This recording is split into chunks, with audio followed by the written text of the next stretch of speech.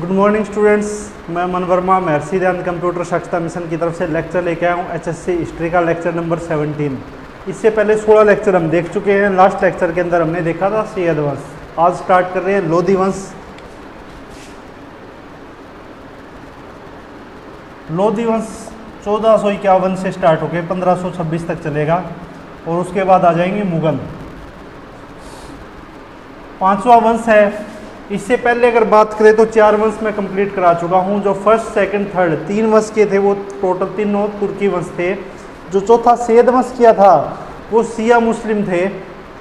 अगर मुसलमानों की बात करें तो मुस्लिम 2 प्रकार के होते हैं इसके अंदर, एक तो शिया होते हैं और एक तुर्की होते हैं।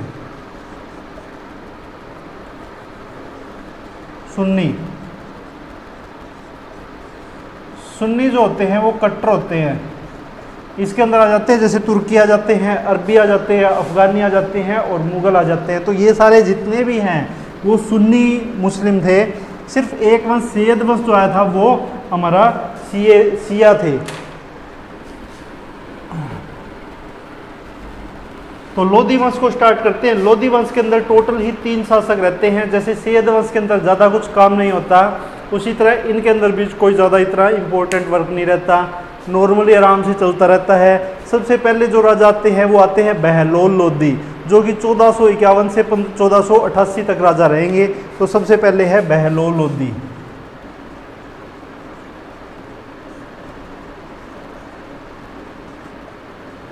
से 1488 तक दिल्ली सल्तनत पर ये राज करते हैं। इनके अंदर कोई ज़्यादा इतना इम्पोर्टेंट वर्क नहीं रहता। 1488 के अंदर इनकी मृत्यु हो जाती है और अपने नाम से ये बस सिक्के ही जारी करते हैं।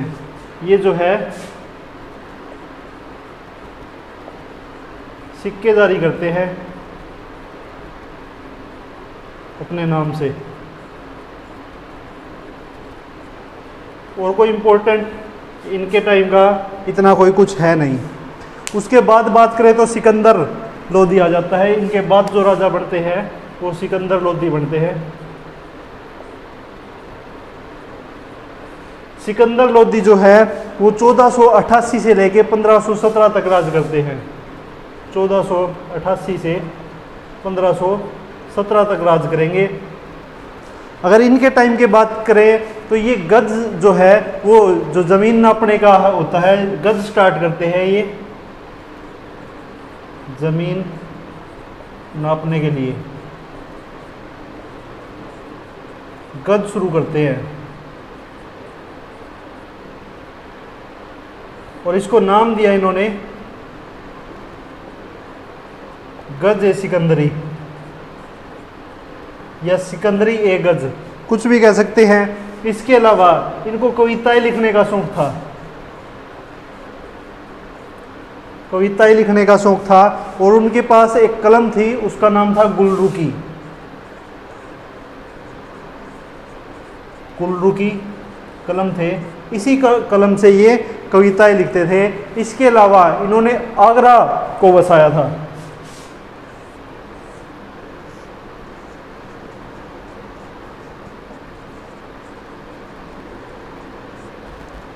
आगरा को इन्होंने बसाया है 1504 के अंदर और उसके बाद 1517 के अंदर इनकी मृत्यु हो जाती है। सिकंदर लोधी के बाद राजा बनते हैं इब्राहिम लोधी।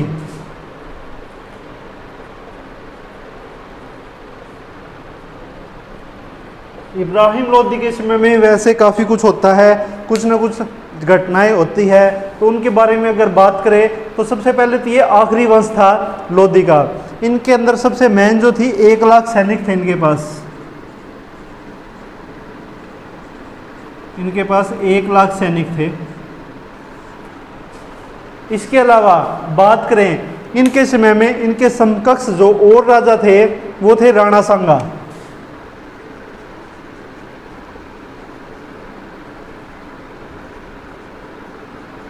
राणा सांगा इनके समक्ष राजा थे मेवाड़ के। इनको संग्राम सिंह भी बोलते हैं।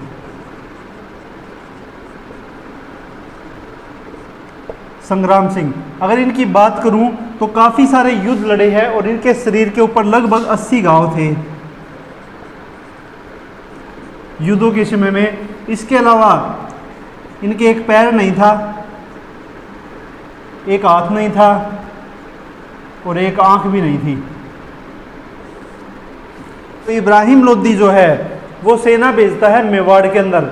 मेवाड़ के अंदर सेना भेजता है 1517-18 के अंदर, 1517-18 के अंदर मेवाड़ में सेना भेजता है। और एक दुर्ग है, दुर्ग का नाम है खातौली दुर्ग।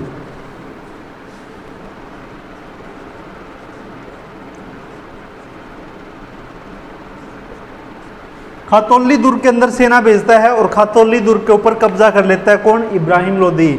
मेवाड़ के राजा राणा सिंह को जब ये पता चलता है तो राणा सिंह मेवाड़ के अंदर युद्ध लड़ते हैं और इस युद्ध के अंदर राणा सांगा की विजय होती है। राणा सिंह सांगा जीत जाते हैं और इब्राहिम लोदी की सेना होती है वो इस युद्ध को हार जाती है। जब ये सेना इब्राहिम लोदी के पास दिल्ली के अंदर पहुंचती है तो इब्राहिम लोदी देखता है अपनी सेना का जो हाल देखता है, उसके बाद ये फैसला लेता है कि इसके बाद मैं मेवाड़ के अंदर या मेवाड़ के जो राजा है राणा सांगा उनके साथ किसी प्रकार का कोई युद्ध नहीं करूँगा। लेकिन राणा सांगा का ये मत रहता है कि मेरे को दिल्ली के ऊपर कब्जा करना है। लेकिन ये राणा सांगा भी दिल्ली के ऊपर कब्जा नहीं कर सकते क्योंकि 1 लाख सैनिक इब्राहिम लोदी के पास थे और राणा सांगा के पास सिर्फ 35,000 सिपाही थे, 35,000 सैनिक थे। इसके अलावा बात करें जो इब्राहिम लोदी है, इसका भाई है एक दौलत खान लोदी। इब्राहिम लोदी का भाई है दौलत खान लोदी।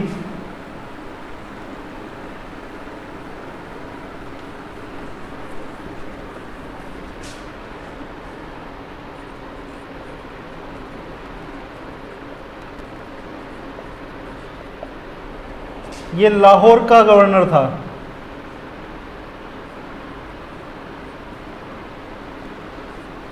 दौलत खान लोदी के भी मन में कहीं ना कहीं ये होता है कि मैं भी दिल्ली के ऊपर आके राज करूं या फिर दिल्ली की गद्दी के ऊपर मैं बैठूं।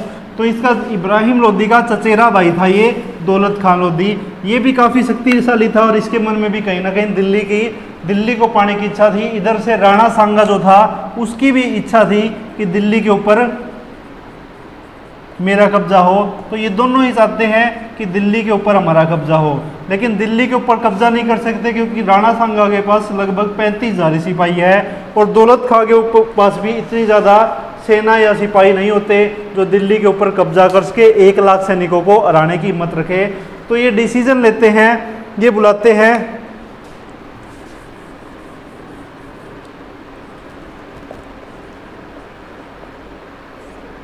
बाबर को, बुलाने का काम करते हैं। ये बाबर के पास मैसेज भेजते हैं कि आप आओ और दिल्ली के अंदर इब्राहिम लोदी को हराकर और दिल्ली के ऊपर कब्जा कर लो। लेकिन बाबर जो है वो मना कर देता है आने से क्योंकि इसके पास भी सिर्फ 12,000 ही सैनिक है। लेकिन राणा सांगा और दौलत खान लोदी बार बार इसको फोर्स करते हैं कि आपको दिल्ली आना है, हम आपका साथ देंगे दिल्ली के ऊपर विजय प्राप्त करने में।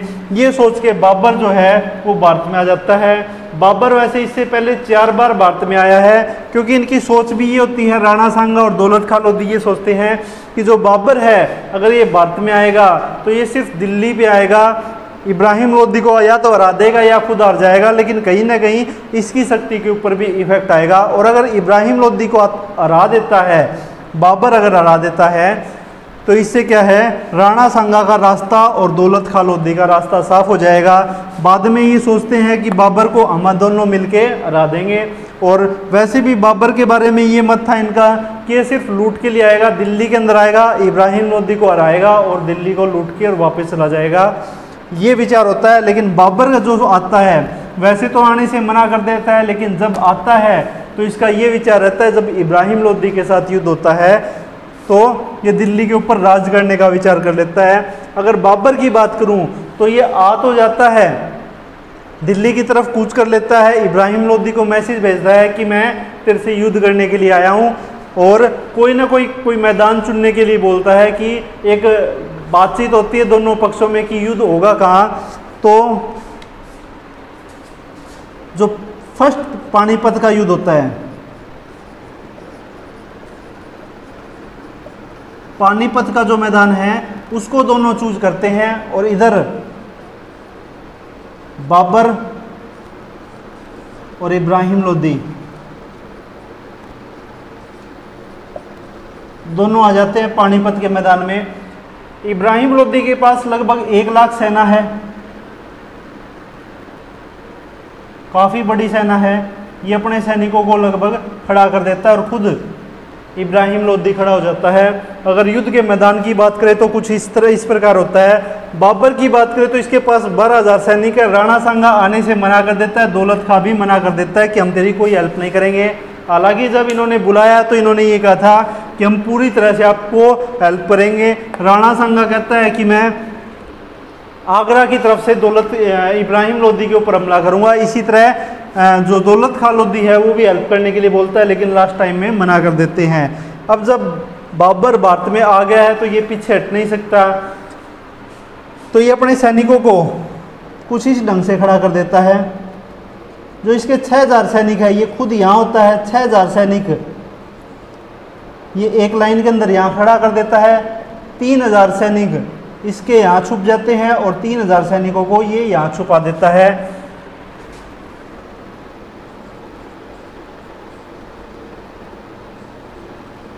इसको तुगलकमा पत्ती बोल देते हैं इस युद्ध को। भारत के अंदर ये पत्ती युद्ध करने की बाबर ही लेके आया था। इसके अलावा इससे पहले भारत के अंदर तोपों का इस्तेमाल नहीं हुआ था। ये अपने साथ तोप भी लेके आया था,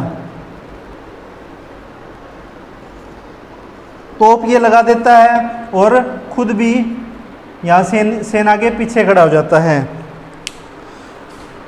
और जैसे युद्ध स्टार्ट होता है तो जो इब्राहिम लोदी की सेना है और इब्राहिम लोदी को लगता है कि हमारे पास सैनिक 1 लाख है, लेकिन जब ये सामने सेना देखते हैं कि 6,000 सिपाही बिल्कुल एक लाइन के अंदर खड़े होते हैं तो ये सोचते हैं कि आगे इतने व्यक्ति है, इतनी सारी लंबी लाइन है, तो इनके पीछे पता नहीं कितने और सिपाही होंगे।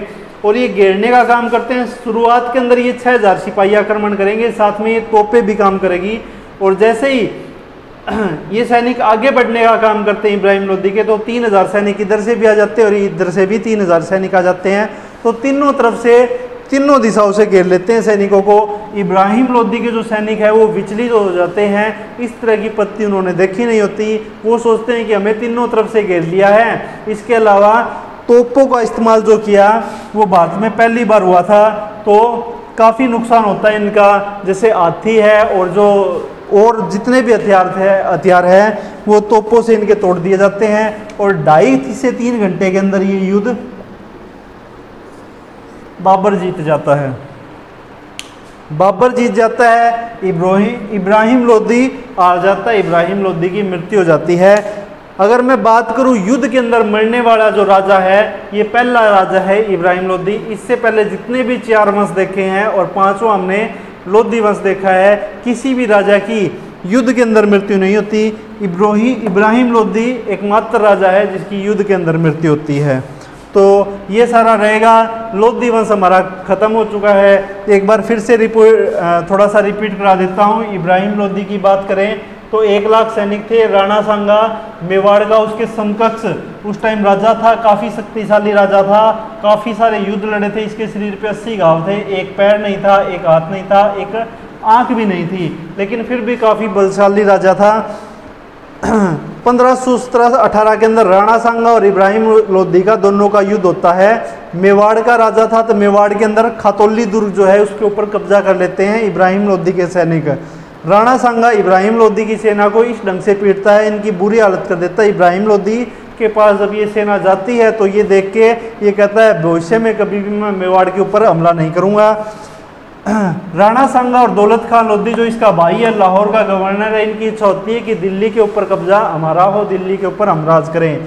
इसलिए बाबर को भारत के अंदर बुलाते हैं। बाबर के पास 12,000 सैनिक है, राणा सांगा के पास 35,000 सिपाही है। बाबर इससे पहले 4 बार भारत के अंदर आया है। आज के समय में जो पाकिस्तान है वहाँ आया है, लेकिन ये लूट के वापस चला जाता है। बार बार बुलाने पर राणा सांगा दौलत खान लोधी के बार बार बुलाने पर ये अपने 12,000 सैनिकों को लेकर भारत में आ जाता है। लेकिन भारत में जैसे आता है तो दौलत खान लोधी और राणा सांगा इसकी मदद करने से मना कर देते हैं युद्ध के अंदर। लेकिन बाबर जो है अब जब भारत में आ गया है तो इसका मन होता है कि अब मैं खाली हाथ तो वापस नहीं जाऊंगा, कुछ ना कुछ तो लेके जाऊंगा। इब्राहिम लोधी के पास मैसेज भेजता है कि युद्ध करने के लिए मैसेज भेजता है ये, और पानीपत का मैदान चुनते हैं कि पानीपत के अंदर हमारा युद्ध होगा। ये पानीपत की फर्स्ट लड़ाई थी। बाबर तुगलकमा पत्ती है उसको अपनाता है। इसके पास भारत के अंदर पहली बार तोपों का जो इस्तेमाल हुआ है वो भी बाबर ही करता है। तो ये भी क्वेश्चन इंपॉर्टेंट बनता है, भारत के अंदर तोपों का पहली बार इस्तेमाल इस युद्ध के अंदर हुआ है। और 12,000 सैनिकों को लेके और तुगलकमा पत्ती से 2.5 से 3 घंटे के अंदर ये इब्राहिम लोधी को हरा देता है, इब्राहिम लोधी को मार देता है। पहला राजा है जो युद्ध के अंदर शहीद हुआ है और यहाँ पे हमारा लोधी वंश खत्म हो जाता है। और अब आगे बाबर जो है, बाबर मुगल वंश की स्थापना करेगा 1526 के अंदर। आगे जो नेक्स्ट लेक्चर होगा हमारा, कल जो लेक्चर रहेगा उसमें हम मुगलों के बारे में पढ़ना स्टार्ट करेंगे। अभी तक का जितना है कुछ छोटी छोटी क्लासों के अंदर मैं इनको रिपीट भी कराऊंगा। जितना भी पुराना लेक्चर हुआ है उसके अंदर जितने भी इम्पोर्टेंट व्यक्ति आए हैं सभी का एक बार रिवाइज भी करवाएंगे। थोड़ा थोड़ा 2-2, 3-3 या 4-4 मिनट की वीडियो के अंदर ही हल्का फुल्का रिवाइज कराने का भी काम करना स्टार्ट करेंगे। तो वीडियो को लाइक, शेयर और सब्सक्राइब जरूर करें। Thank you.